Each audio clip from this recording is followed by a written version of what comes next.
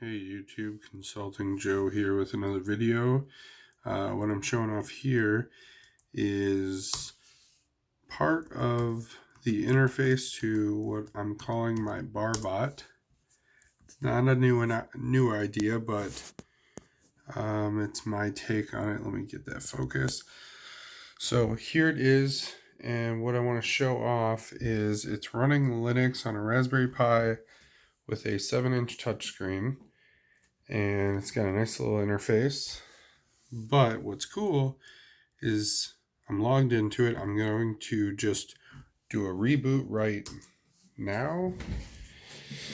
And what it's doing is starting up little embedded Linux machine, Raspberry Pi, and it's automatically logging in as a user to the command line interface, launching X11, which is a desktop kind of GUI, which is basically like the web, kind of like the operating system, the desktop, but no desktop, just this Chromium browser in kiosk mode, loading into a node server that's running in the background.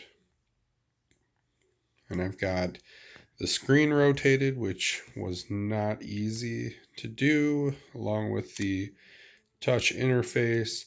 Had an issue with the scrolling being really choppy, so basically had it's like the inertia is kind of removed. It was doing some lazy load stuff, but this is pretty cool. You can tap on something, see the drink, see how it's made. You can switch the units on the ingredients. Tap away. You can add it to your cart.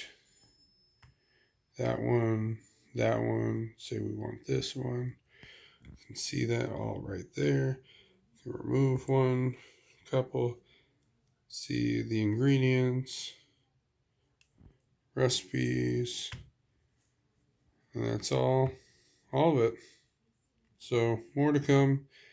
It's going to basically allow you to make mixed drinks, an automated BarBot with a linear actuator, 12 bottles, all kinds of fun 3D printed parts.